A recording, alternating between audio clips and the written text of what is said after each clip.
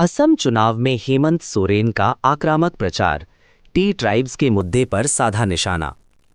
असम विधानसभा चुनाव को लेकर राजनीतिक माहौल गर्मा गया है। झारखंड के मुख्यमंत्री हेमंत सोरेन इन दिनों राज्य में बेहद आक्रामक तरीके से चुनाव प्रचार कर रहे हैं।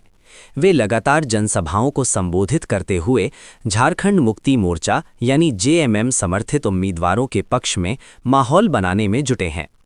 डिब्रूगढ़ जिले में आयोजित कई चुनावी सभाओं में हेमंत सोरेन ने टी ट्राइब्स यानी चाय बागान से जुड़े मजदूर समुदाय के मुद्दे को प्रमुखता से उठाया।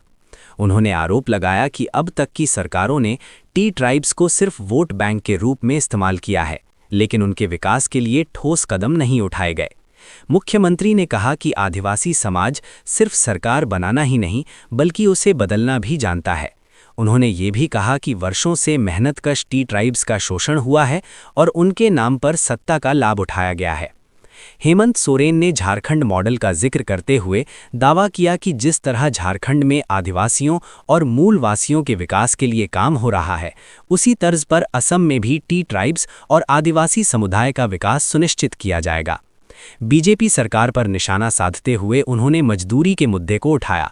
उन्होंने कहा कि जहां कर्नाटक में मजदूरों को 600 रुपये प्रतिदिन मजदूरी मिलती है, वहीं असम में टी ट्राइब्स को केवल 250 रुपये प्रतिदिन मिल रहा है, जो बेहद कम है और इसमें बदलाव जरूरी है। गौरतलब है कि इस चुनाव में झारखंड मुक्ति मोर्चा और कांग्रेस के बीच गठबंधन नहीं हो सका है। दोनों पार्टियां अलग अलग चुनाव लड़ रही हैं। ऐसे में मुकाबला दिलचस्प हो गया है और ये देखना अहम होगा कि इसका फायदा किसे मिलता है, बीजेपी को या फिर टी ट्राइब्स का समर्थन जेएमएम की ओर जाता है। फिलहाल हेमंत सोरेन पूरी ताकत के साथ चुनावी मैदान में उतर चुके हैं और टी ट्राइब्स को केंद्र में रखकर अपनी रणनीति को आगे बढ़ा रहे हैं।